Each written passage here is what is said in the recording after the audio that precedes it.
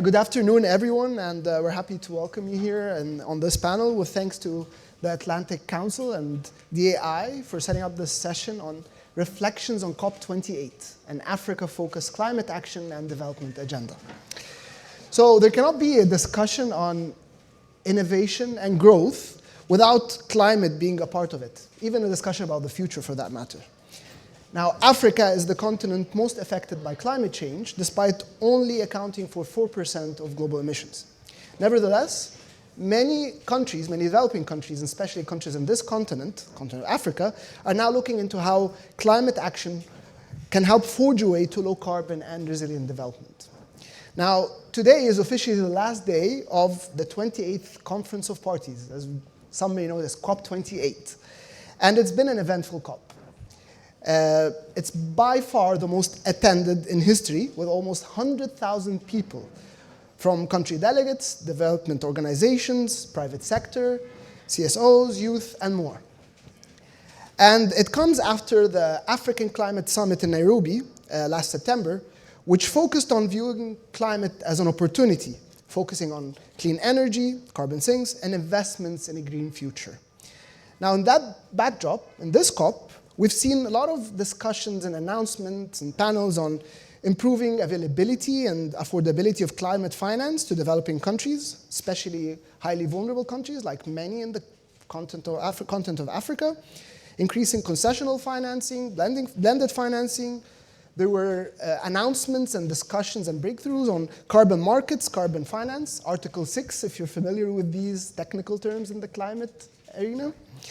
There's the announcement now of pledges to the Loss and Damage Fund, which will be hosted by the World Bank for an interim period of 4 years, with pledges of over $780 million, which is pretty much a drop in the ocean, as large as this sounds.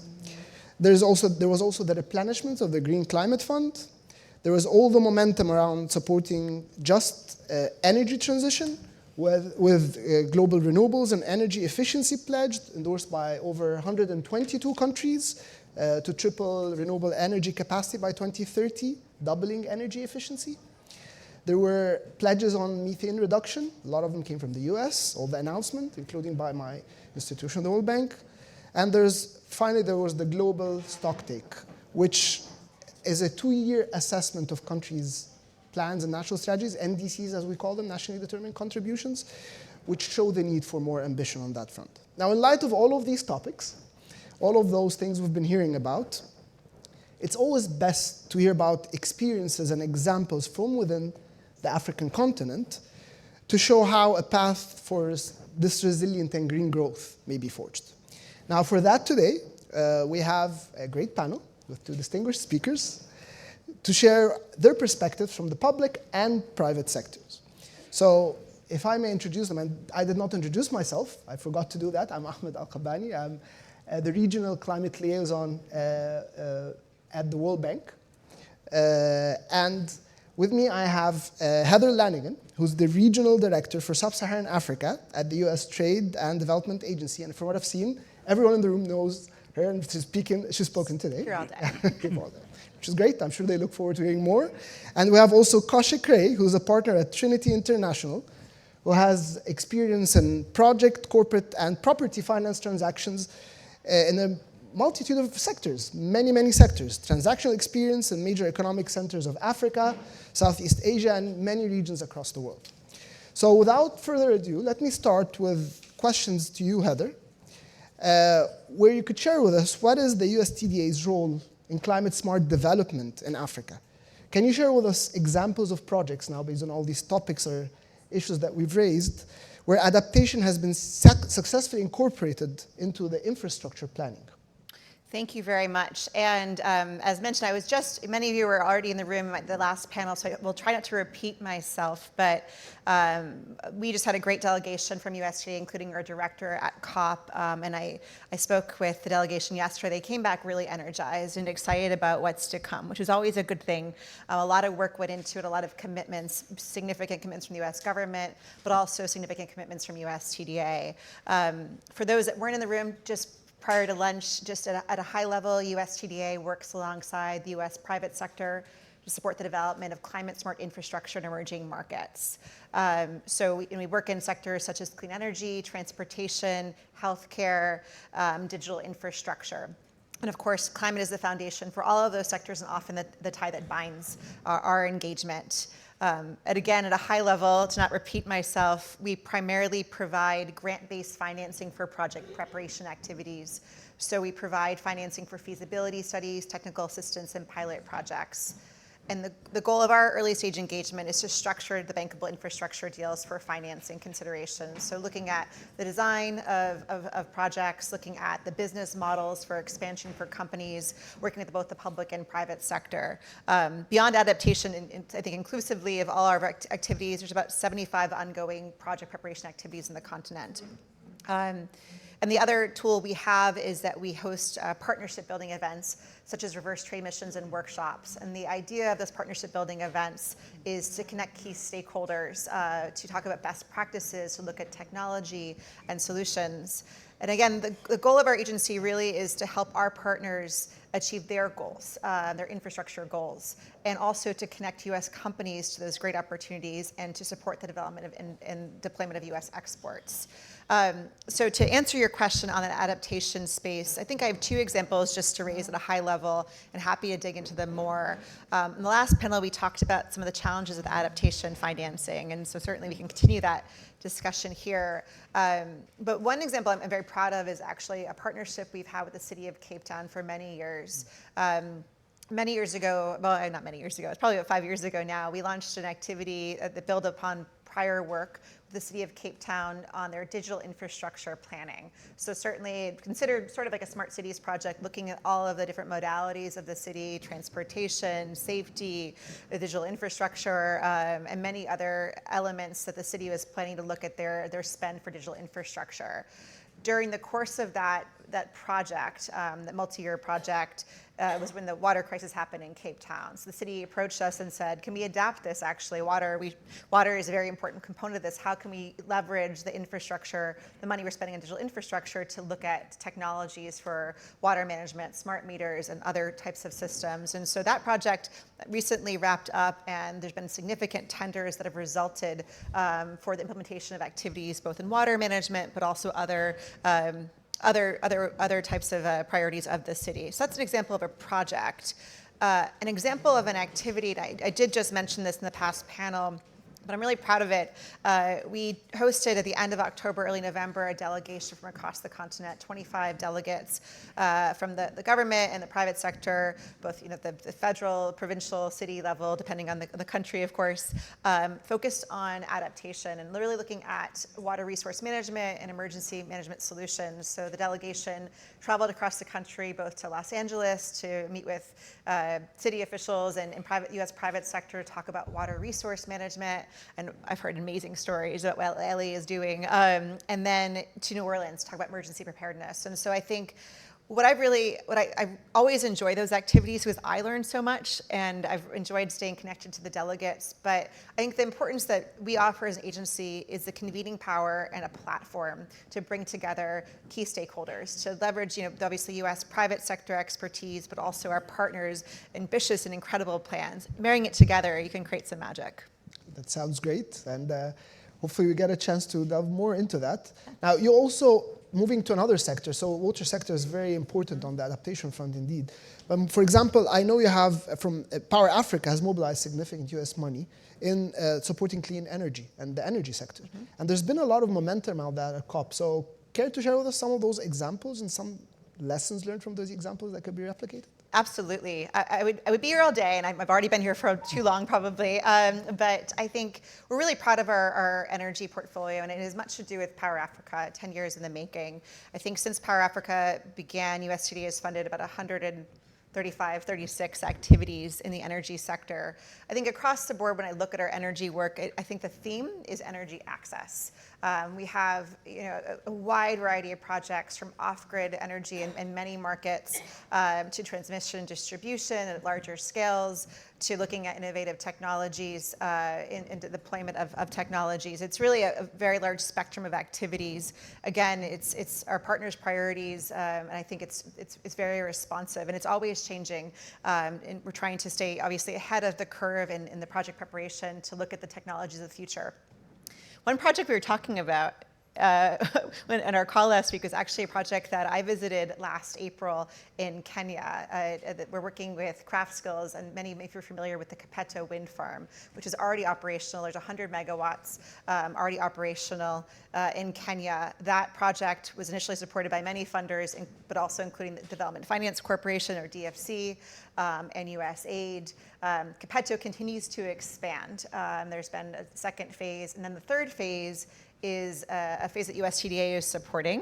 And that phase is looking at the expansion of an additional 100 megawatts of wind, but also 50 megawatts, 100 megawatts of wind, and also 50 megawatts of wind and 300 megawatts of 300 megawatt hour battery storage system. So many numbers. But what really struck me on that visit was we spent the day with Craft Skills and the team, and we met with the community and understood how the developers had worked with the community. It was absolutely incredible, just how they engage community members, both especially from the environmental side, but also the ownership model was really important. I think it's an incredible success, and certainly I'm sure you probably have a little bit more to add on that. One that's obviously ongoing, and there have been challenges in Kenya with PPA, but I think the commitment of the developer and the engagement with the community has been incredibly important. And then I can go into some other examples. I think in the off-grid space, we've learned a lot too on business modeling. And again, that's where USDA comes in. We help mitigate the risk by providing the grant-based financing to help prove the business models and crowd in the private sector. That's a great example, and it's always nice to hear, even for sectors like energy, where always people think of large power plants and power utilities, the role of community and how that could facilitate bringing on some of those results forward. So let me come to you, Kaushik. You've been quite active in the region. You have multiple examples. I know before the panel you had many that you wanted to share. So if we were now in the spirit of, again, the COP announcements and some of the things that can be replicated now, having heard all those big announcements, and especially in the context of development of the continent and thinking of innovation, any examples you'd like to share with us? Yeah, absolutely. I'll explain just a little bit about my background as well, just briefly, just to contextualize it. So I'm a partner at Trinity International. We're a boutique law firm. We focus exclusively on project development, and by project we mean really anything that requires foreign direct investment into a country. So that tends to be all types of social infrastructure, solar farms, wind farms, airports, ports, roads, much of which is climate related. In fact, almost all of which is.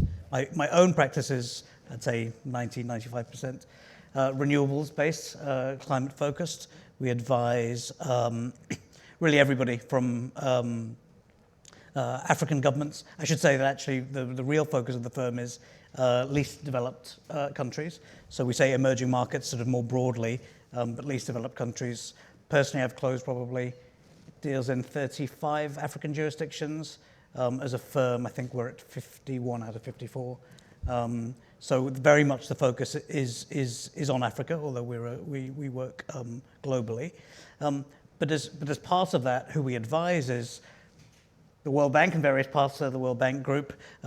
We work under USDA mandates advising developers and the like. We also advise governments, so US government agencies, DFC and the like, but also African governments. So we advised through the auspices of the German Development Agency, the Ugandan government on their Get Fit program, which is one example of mobilizing private sector development into the renewables space. So in a period of about 18 months, Uganda delivered about 168 megawatts worth of power onto the grid through 17 projects. So these are small-scale hydro, solar, biomass. Subsequently, those numbers are probably doubled. And given the German government was sort of overseeing it, they're very good at doing audits of their own work and marking their own homework. And so the next round of it had further improvements. But it's a very good example of what I would call effectively putting in place a procurement system and a procurement structure. So one of the great barriers to climate development and whether that's adaptation or whether it's mitigation is if you're going to crowd in private sector investment, you are going to need to ensure that there is a regulatory framework, i.e. that there are laws in place, laws and regulations in place, so that investors feel comfortable in putting their money in place. So that some of the types of programs we do when we're acting on the government side, which is not very often, we predominantly act on the private sector side, but when we are advising governments is to put in place things on a programmatic approach. To say, you don't need to change every law in the book, but let's, focusing on, particularly on renewable energy. There was a panelist on the previous panel who talked about the South African, what they call the REAP program, Renewable Energy, Independent Power Project Procurement Program, many Ps, that delivered very successfully. We're on the 6th round now, a huge number of projects. That type of activity, and whether we're advising the private sector, whether we're advising government, whether we're advising the IFC or one of the development institutions, the focus really is on getting the structure right. And by the structure, I mean the laws, the documentation, to create that enabling environment. In terms of what else we've done, I mean, as a practitioner in my firm, we focus really on firsts. So just completed the first wind farm in Djibouti. Djibouti has a population of just 1.1 million. This wind farm will supply 50% of the power for the entire country's needs. So that's displacing what is currently old diesel generators. So it's has a huge impact, not just on that displacement and on that sort of adaptation side, but also then on mitigation on a long-term basis. And of course, once you've established that there is a regime that you can come in and put good money in and build a wind farm and hopefully get paid for it, then that opens up the market. So suddenly I've got another wind farm and another solar developer coming and wanting to in fact, one was just announced at COP28, an investment by a UAE entity into Djibouti on the solar side. I've worked on Lake Turkana, which is the wind farm before Kipeto, for the last 14 years now. I advise African Development Bank and 9 other commercial, export credit agency and development finance lenders, and that's everything from the structural side and agreeing the terms of government support and so forth, to actual construction. And it was Lake Turkana is about 400 kilometers from the nearest sort of substation, so there had to be a transmission line built from outside of Nairobi all the way up. It's an incredible landscape. It's like a moonscape, actually, more than anything. That nothing really grows apart from trees which grow like that, and the reason they grow like that is because there's a microclimate of wind that circulates, and the reason that it got discovered was there were some European tourists who tried to pitch a tent when they were traveling in northern Kenya, and they couldn't, and they simply couldn't, and one chap said, this would be a great spot for a wind farm. The wind is so, and it turns out that the wind is not only some of the highest quality in the world, and by that it means speed and consistency is perfect for a wind farm, but also that it's over a really significant area of land, which otherwise is uninhabited other than by nomadic tribes. So it was, in a sense, a perfect spot, but complicated, of course, to get 365 turbines into a remote area. I mean, the project included, kid you not, rebuilding roundabouts near the port so that the turbines could get through. A really long and complicated project, but one I'm definitely proud of for having been involved in. But in terms of other firsts, I mean, Benin, Burkina Faso, Senegal, Mozambique, Sierra Leone. In terms of renewable projects, solar, wind, geothermal in Kenya we're working on. We've been advising on the first of those projects. So from my perspective, and as part of the kind of reframing of the narrative of Africa and AfriNEXT, I've had nothing but a positive experience of getting climate adaptation and climate development projects done and off the ground. It's taken time, but I really feel that it's not necessarily a story that's told. I don't know if anyone is Kenyan in the room, but Kenya, for example, 80% of all of Kenya's power is renewable. I don't think that's a story that gets told very much. Djibouti by 2030, if these other projects come online, will be 100% green, so the entire economy. And I think that's a story that needs to be told and needs to be shared. Thank you. And you've put your hands, like you said, on a couple of bottlenecks, and one of the things we always hear is the cost of financing. And to be honest, we've heard a lot about the firsts. First off. The question is now, for the private sector, where are the opportunities in the continent? And again, in the context of AfriNEXT and here the discussions today. So after those first, where do you see opportunities for the private sector where they could just directly engage, and the role for them where they come in and contribute to those development projects? Oh, absolutely. I think the opportunities are everywhere. In the digital space and the renewable space, PPPs, infrastructure. The trick is, as you say, the enabling environment, as I referred to earlier, needs to be in place. And just because, frankly speaking, just because one or two deals have been done doesn't necessarily mean that others follow, and that has been a challenge. I'd kind of broadly categorize investors, and say I've been working in private sector investment in Africa for the best part of 2 decades. I'd broadly categorize it in sort of four buckets of private sector investors.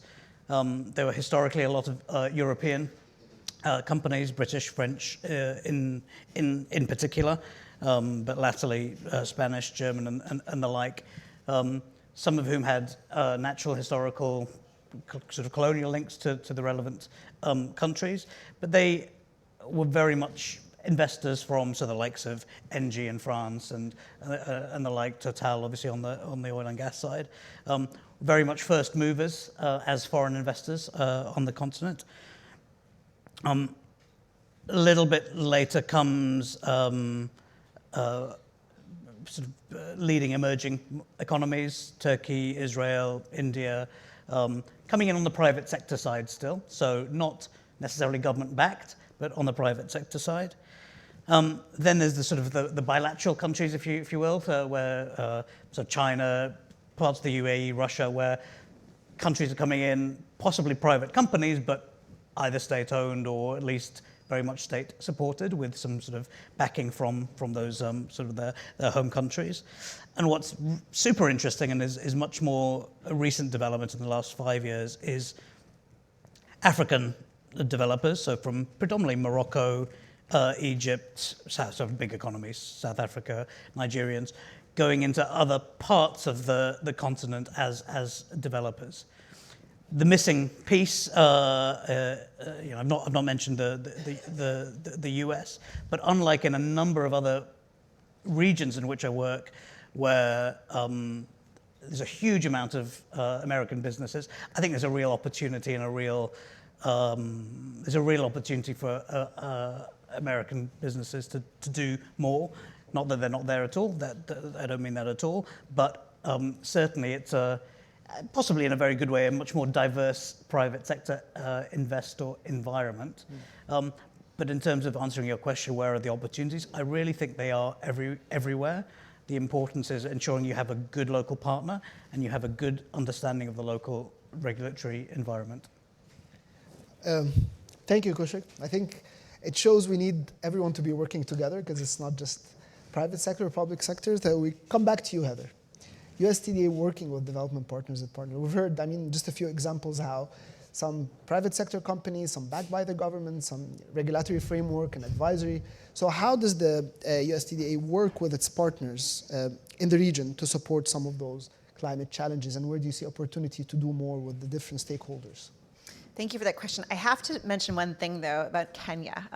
If those who haven't seen it, Ambassador Whitman, the U.S. Ambassador to Kenya, had a presentation last spring called "Why Africa, Why Kenya?" If you haven't seen it, find it on YouTube. I'm sure it's there. But I think one thing that she really emphasized as a business executive about the importance of the clean energy and the attraction for companies that have ESG goals and what that can do for the Kenyan economy. So I'm completely fascinated by that, and I haven't let that go, and so certainly do check that out. Sorry to pivot, but I think it's so interesting. And I think just on that, to kind of pivot back, it's super interesting. It's sort of been publicly announced now, but companies like BlackRock through their one of their funds are investing now into Kenya, right. which To be honest, a decade ago, it was a little unheard of.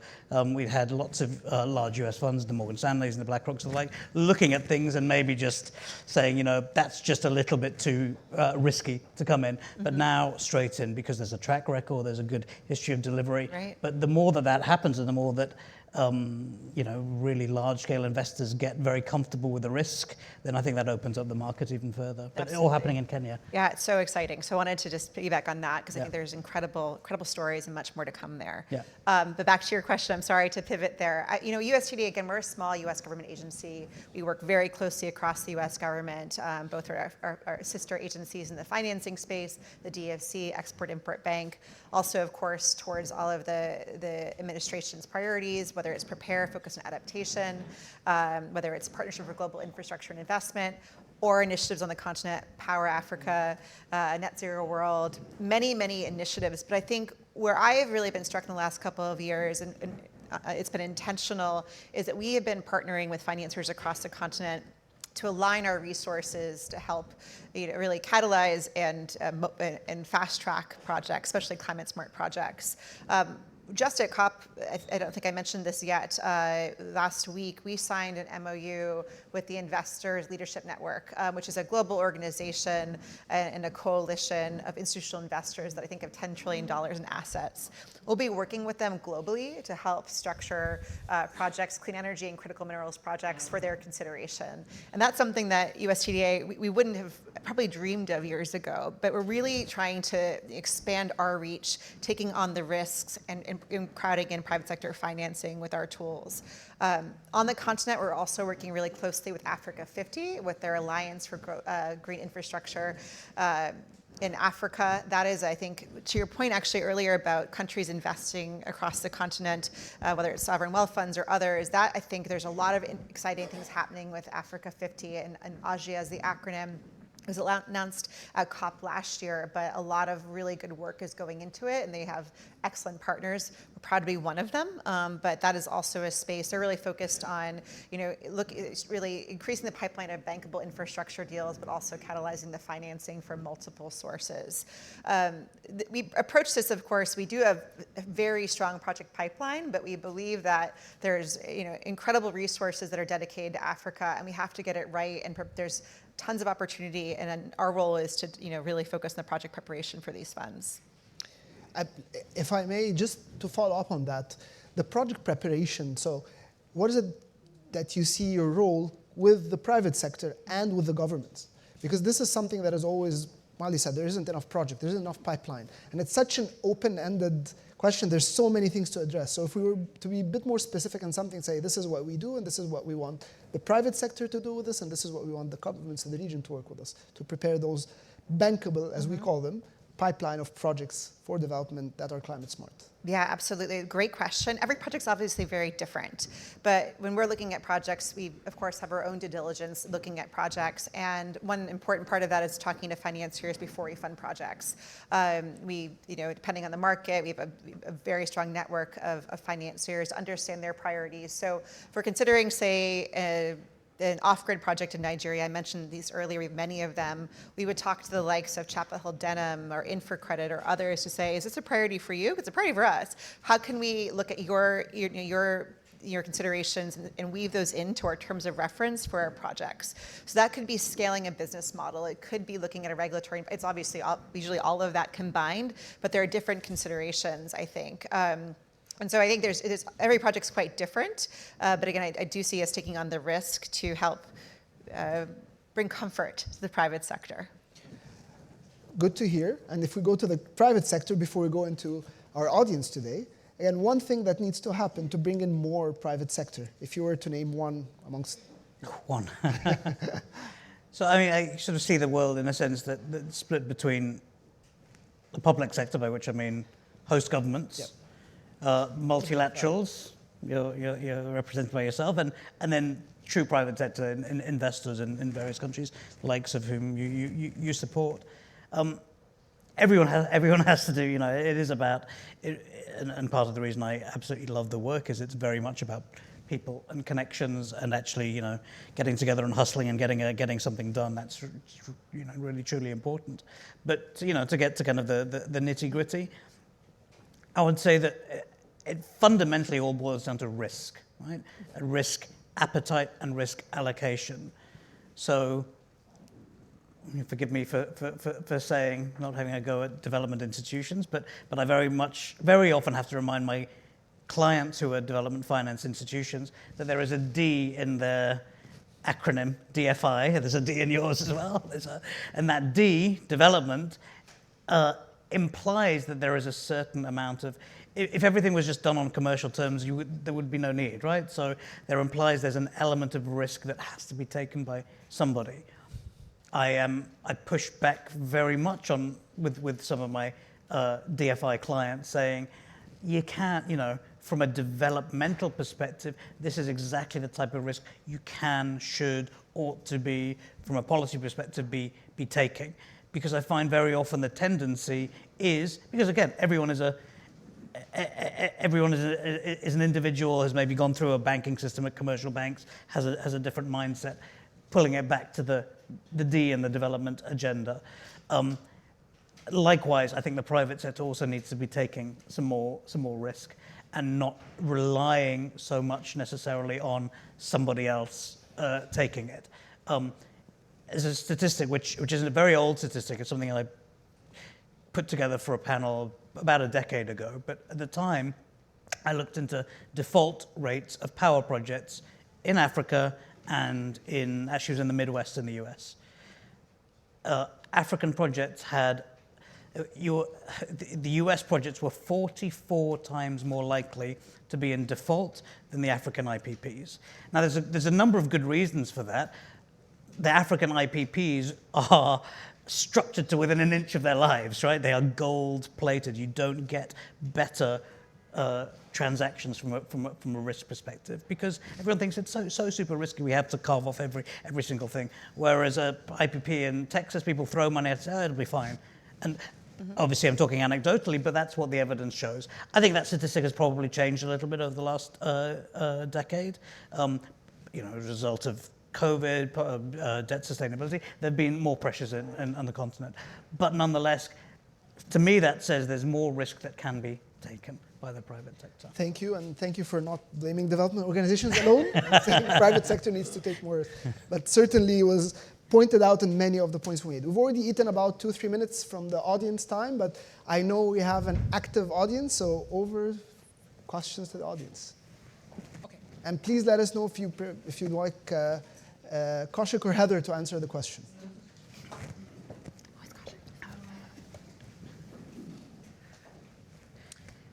Thank you. Takora Jones from NRDC. I appreciate your last moment comment about the difference between the risk in some of the U.S. projects versus the the African projects. Can you talk a little bit more about transmission?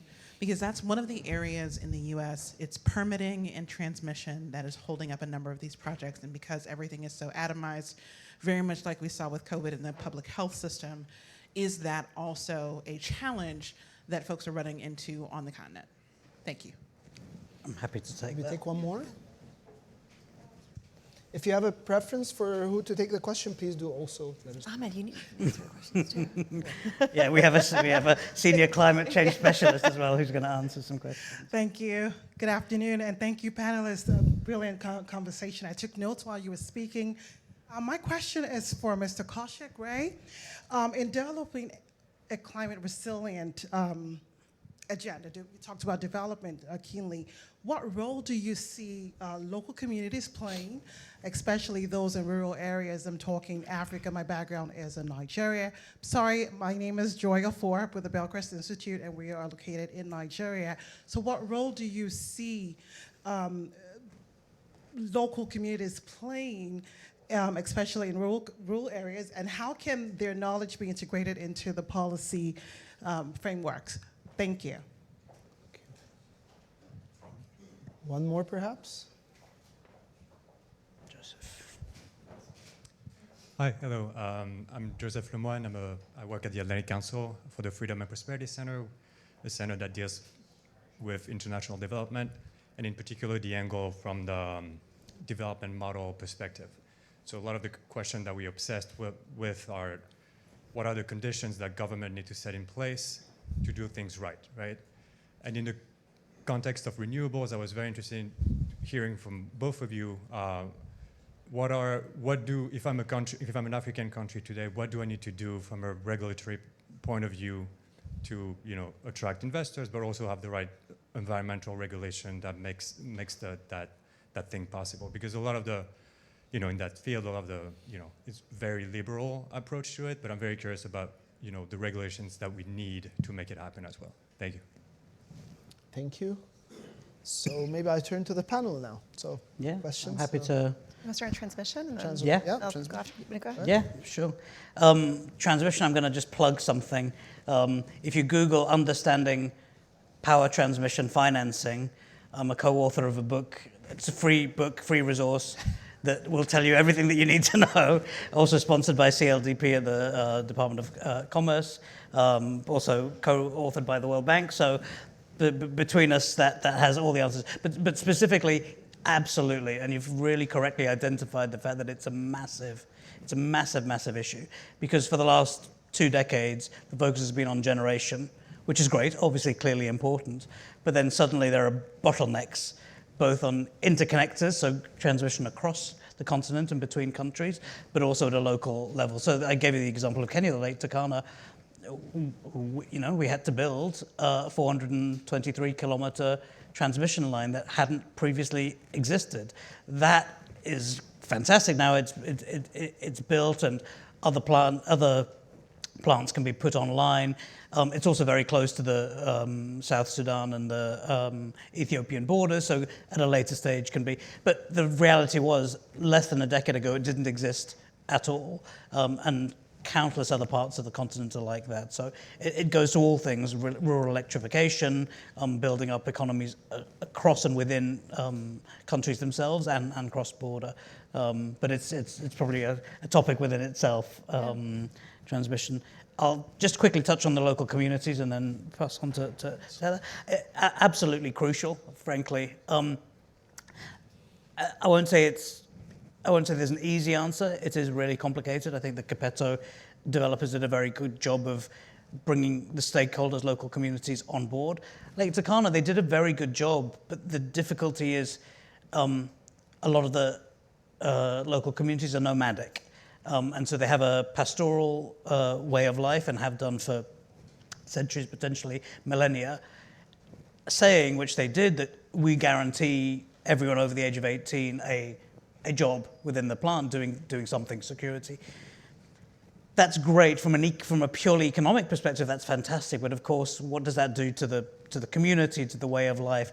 They're questions that are not necessarily the responsibility of a project that just wants to develop a wind farm. So you do get to some sticky, tricky little things, and there's a lot of criticism from NGOs 5 years later that there's a huge upsurge in prostitution and alcoholism amongst the communities, because frankly they have money, but there's nothing really to spend the money on in the region, because there's not very much else. So I won't say that these are easy questions to answer, but early stage engagement, understanding from tribal chiefs and elders and the local communities what it is, bringing people along. We didn't know when we were at a certain age what wind farms were or did or whatever. There's no shame in that, but having that education capacity building program as part of your early stage development is absolutely crucial.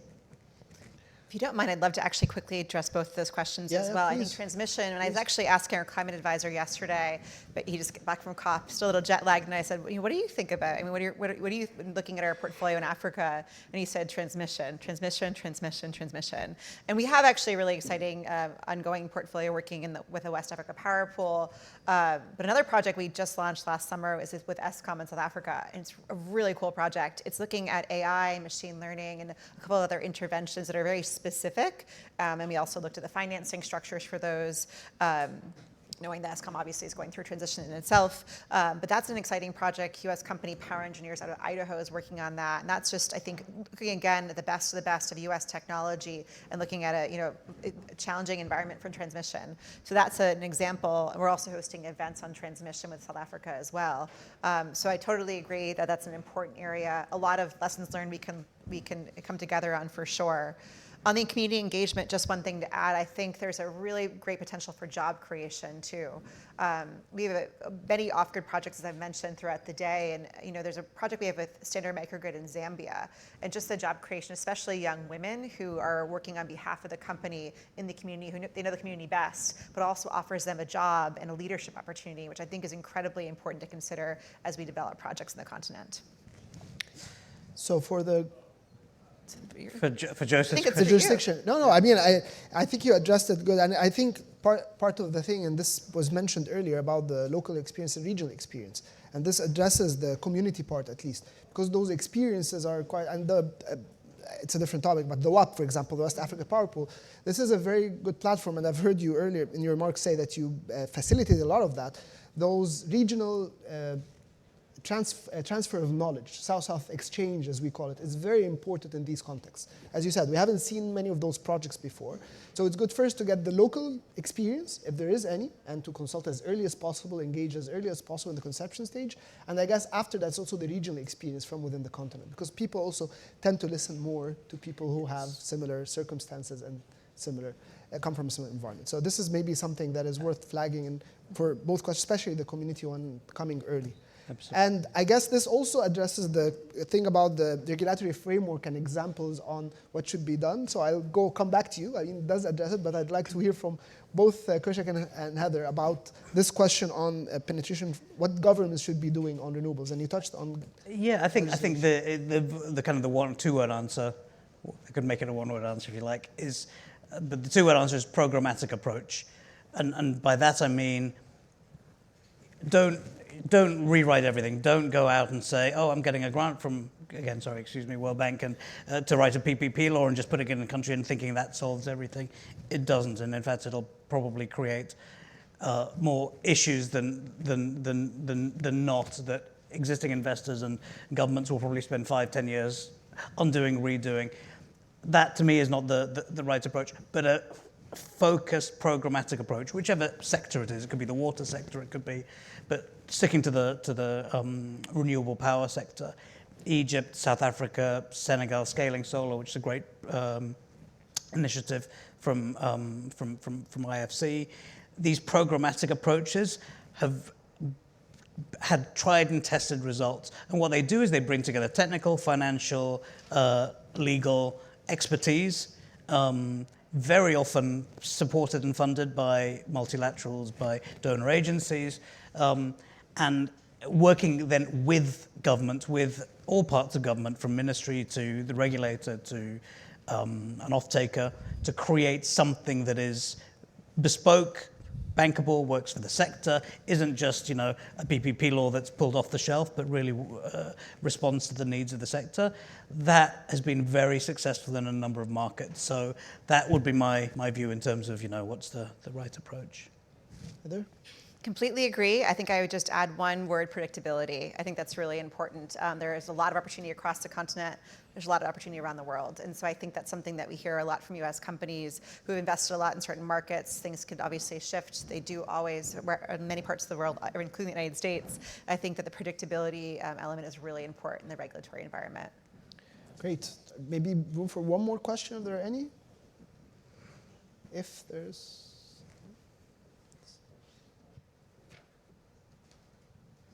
Hi, Zaki from DAI. I hope this is not too controversial of a question, but it might be, coming out of COP28 with some of the headlines and the reality that there are so many new oil and gas investments in so many parts of Africa right now. How, and I would welcome World Bank's perspective as well, or yours personally, maybe not your institutions, but how do we think about engaging with, or is there a role to have oil and gas at the table for climate action and a development agenda for Africa?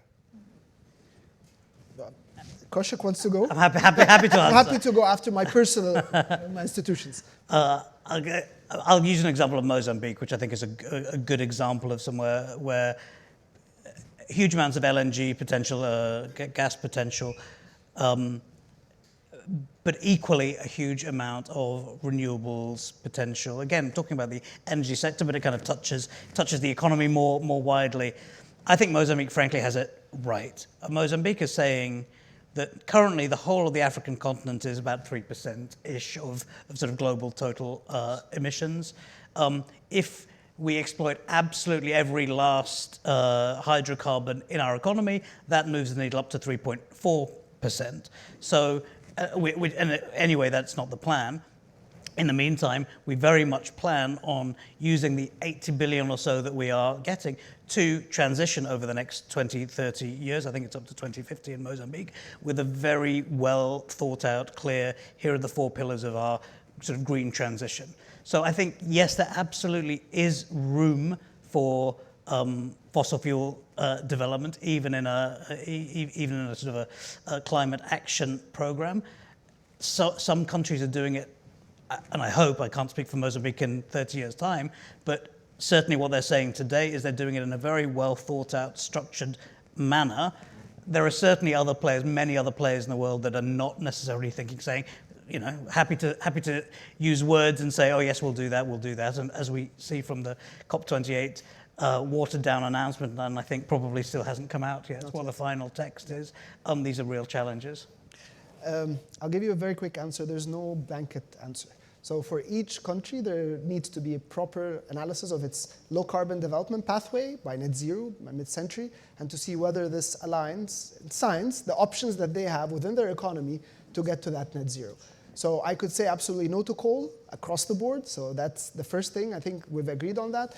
And for fossil fuels, the answer will always be different. But there needs to be properly looked into a country by country, economy by economy, to see how we could get to net zero collectively by mid-century.